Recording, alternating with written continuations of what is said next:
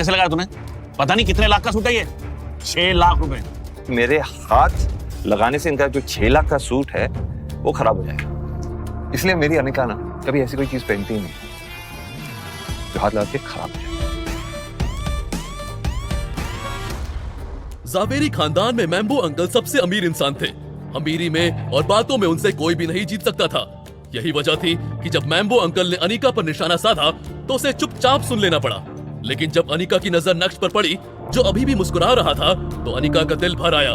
जब नक्श ने नोटिस किया कि अनिका की नजर उस पर है, तो तुरंत ही नक्श ने अनिका की ओर देखा और उसके चेहरे की मुस्कान और भी ज्यादा ब्राइट हो गई। ये देखकर अनिका को और भी ज्यादा गुस्सा आ गया और उसने तुरंत ही अपना मुंह फेर लिया और अंदर ही अंदर अपने आप को कोसने लगी। वैसे ही नक्श और अनिका के बीच में बहुत डिफरेंसेस थे और आज मैम्बो अंकल ने आग में घी डालने का काम किया। उनके चेहरे पर शातिर मुस्कान नाच रही थी, जिसे नक्श ने नोटिस कर लिया था।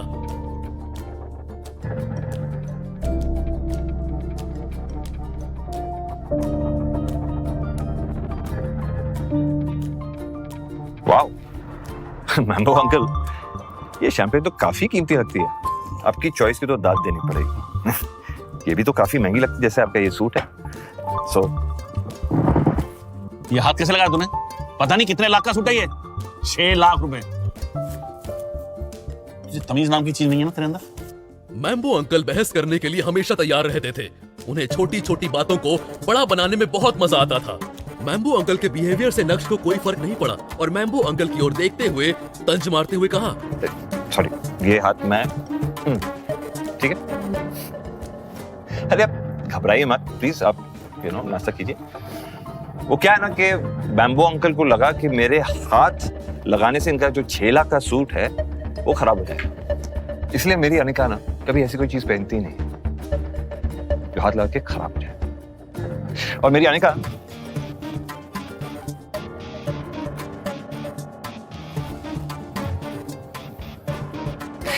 इसलिए मेरी खूबसूरत बीबी को खूबसूरत चीजें पसंद है।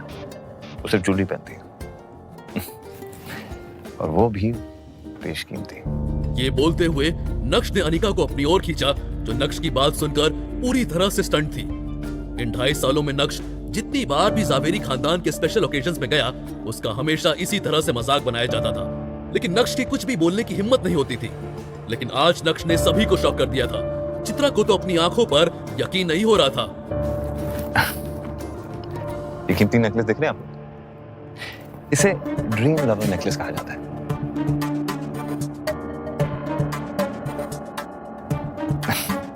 आप इनकी कीमत मत पूछिएगा, क्योंकि आपने ये जो महंगा वाला सूट पहना हुआ है ना, उससे कहीं ज्यादा महंगा ही है। मतलब अगर आप ऐसे 100 सूट भी बना देंगे ना, फिर भी ये ड्रीम लवर नेकलेस की बराबरी नहीं कर पाएगा। वो कहते हैं ना कि शब्दों में बहुत ताकत होती है। नक्श ने ऐसा कुछ कह दिया था कि हॉल में मौजूद सभी लोग साइलेंट मोड पर चले गए थे और पीछे सिर्फ पियानो की मधुर आवाज ही सुनाई दे रही थी। अनिका की गर्दन को गौर से देखने के बाद सारे गेस्ट जैसे पागल ही हो गए। क्या मैंने कुछ गलत तो नहीं सुना, या मैं कुछ गलत देख रही हूँ? अरे ये तो ड्रीम लवर नेकलेस ही है। एक पल के लिए अनिका हॉल में मौजूद सभी लोगों के लिए आई कैचिंग पर्सनैलिटी बन गई थी।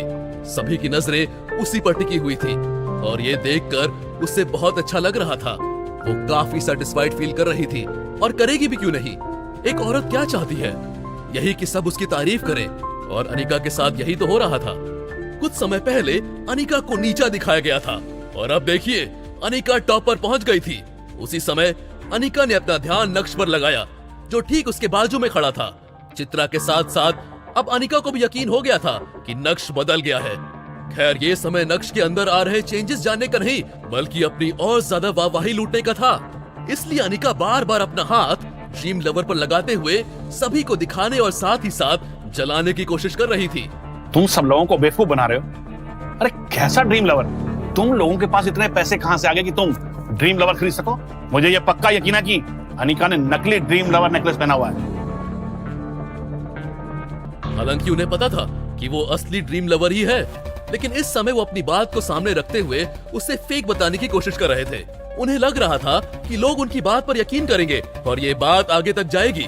वैसे भी उन्हें इस तरह की बहस करने में मजा ही मजा मिलता था। जब नक्श ने ये सुना तो उसके चेहरे के एक्सप्रेशंस पूरी तरह से बदल गए थे। मुंह बनाते हुए नक्श ने कहा, आपको यकीन करना है तो कीजिए, वरना मत कीजिए। उससे हमें कुछ फर्क नहीं पड़ता। और हमारे पास कितने पैसे हैं ये आपको बताने की क्या जरूरत है? आप अकाउंट डिपार्टमेंट में काम करते हैं। नक्श, चुप हो जाओ। मैं तो बस जवाब। Just let it be ना।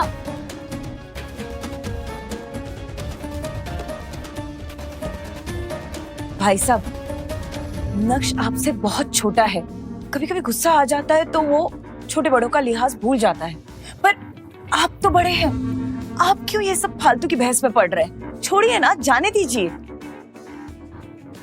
मैम्बो भाई, अच्छा कावेरी दिखाई नहीं दे रही है, बच्चे भी नहीं दिखे, कहाँ है सब? अरे कावेरी तो इटली में है भाई, उसका अपना बुटीक का बहुत बड़ा काम है, वो आप लोगों की तरफ फ्री थोड़ी है। नेहर और हेतल भी बहुत अच्छे हैं। नेहल के लिए हमने रिश्ता देख लिया है, अगले साल तो हम उसकी शादी कर ही देंगे। मेरा होने वाला दामाद अमेरिका में बहुत बड़ा डॉक्टर है। अरे मैं तो बहुत खुश हूं कि मुझे इतना बढ़िया दामाद मिला, और मुझे उसके लिए बेबी सिट करने की भी कोई जरूरत नहीं है। अरे अच्छा खासा कारोबार है, अपने पैरों पर खड़ा है, और क्या, घर में बैठकर रोटियां नहीं तोड़ता, मेहनत का काम करता है, समझे? मैम्बो अंकल भला कैसे शांत हो सकते थे? उन्हें तो चित्रा ने बल्कि बोलने की अच्छी खासी अपॉर्चुनिटी दे डाली थी। ये सब सुनकर चित्रा बहुत ज्यादा एम्बैरेस्ड फील करने लगी। तभी इतने में एक भारी आवाज सुनाई दी। अरे सब क्या कर रहे हैं? लो बा आ गई, आओ बा। मैम्बो अंकल के कदम अपनी माँ की तरफ बढ़ने लगे थे। अनिका की दादी, जिनका नाम कल्याणी था, वो अब करीब 90 साल की हो गई थी, और उन्हें देखकर हॉल में मौजूद सभी लोग जय श्री कृष्णा बोलते हुए उन्हें ग्रीट करने लगे थे। अनिका की दादी की वजह से ही जावेरी खानदान में समय समय पर ऐसी फैमिली गैदरिंग्स होती थी। अपने बेटे को देखकर कल्याणी के चेहरे पर भी रौनक आ गई थी। लेकिन जब कल्याणी की नजर नक्श पर पड़ी, जो अनिका के साथ खड़ा था, तो उनके चेहरे के एक्सप्रेशंस अचानक से बदल गए थे। नक्श बहुत अच्छे से जानता था कि कल्याणी उसे पसंद नहीं करती है। नक्श को भी उनसे कुछ फर्क नहीं पड़ता था। ये सब नक्श के लिए रोज का था। इन 2.5 सालों में कल्याणी का ऐसा चेहरा देखने की अब आदत सी हो गई थी। ठीक है, अब सभी से मेल मिलाप हो गया है, तो खाने को भोग लगाया जाए। जी। कल्याणी के आदेश पर सारे पकवानों का भगवान कृष्णा को भोग लगाया गया, और उसके बाद सभी लोग डाइनिंग टेबल की तरफ बढ़े। क्योंकि मैम्बो अंकल कल्याणी के फेवरेट थे, इसलिए वो हमेशा कल्याणी के पास वाली चेयर पर ही बैठते थे, और दोनों माँ बेटे परिवार की चुगली करने का काम करते थे। अनिका के पापा की डेथ के बाद से कल्याणी ने चित्रा और अनिका को एक तरीके से अलग ही कर दिया था, लेकिन लोगों के सामने दिखावा करने के लिए वो उन्हें हमेशा इन फैमिली गैदरिंग्स में बुलाती थी। जब सभी लोग डाइनिंग टेबल पर बैठ गए तो कल्याणी ने कहा, मैं आप सभी का यहाँ आने के लिए बहुत बहुत शुक्रिया करना चाहती हूँ। मैं इसी तरह पूरे परिवार को एक साथ जोड़ना चाहती हूँ। जब तक मैं जिंदा रहूँ, तब तक मैं सबको एक साथ लेकर चलना चाहती हूँ। मेरे मरने के बाद भले ही आप लोग कुछ भी करो, लेकिन आप सबको एक साथ इतना खुश देखकर मुझे बहुत ही खुशी मिलती है।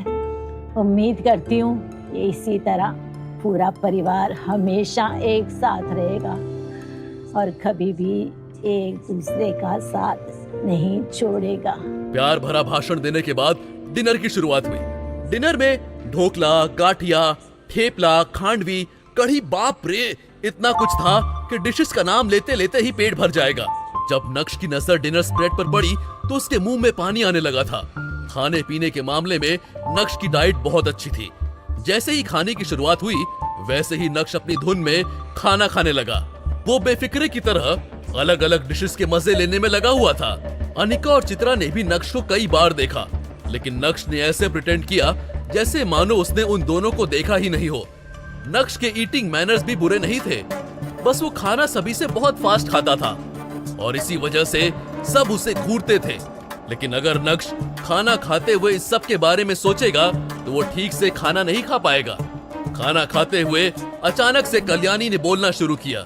यहाँ आने से पहले मुझे एक बहुत ही रिलायबल न्यूज़ मिली है कि भानुशाली ग्रुप अपना सीईओ बदल रहा है और ये भी सुनने में आया है कि वो सीईओ बहुत ही यंग है, बिल्कुल हमारी पोती अनिका के जैसे।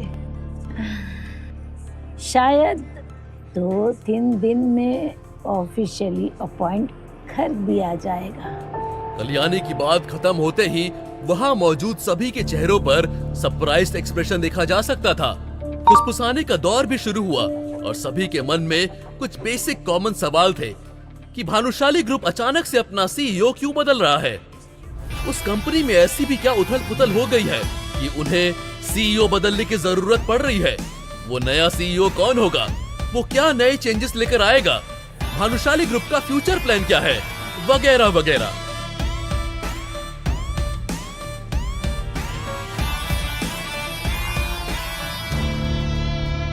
हालांकि सभी लोगों को पता था कि ये उनके लिए एक अच्छी अपॉर्चुनिटी साबित होने जा रही है।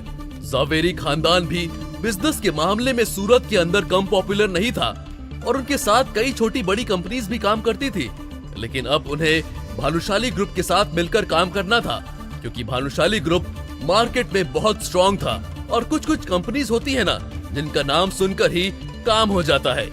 भानुशाली ग्रुप उनमें से था और यही वजह थी कि जावेरी खानदान उनके साथ में अग्रीमेंट साइन करना चाहता था।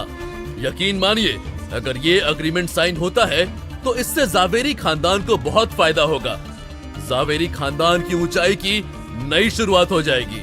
लेकिन क्या भानुशाली ग्रुप का नया सीईओ जावेरी खानदान से कोई डील करेगा? क्या नक्श जावेरी खानदान की हरकतों को भूल जाएगा? क्या नक्श अपनी बीवी अनिका के लिए जावेरी खानदान से डील करेगा? तब क्या होगा जब जावेरी खानदान को पता चलेगा कि भानुशाली ग्रुप का नया सीईओ नक्श है? अनिका और चित्रा की तरफ से कैसा रिएक्शन आएगा? मैम्बो अंकल का क्या? वो तो नक्श को फ्री की रोटी चबाने वाला समझ रहे हैं, तो नक्श उनसे कैसे निपटेगा? जानने के लिए सुनिए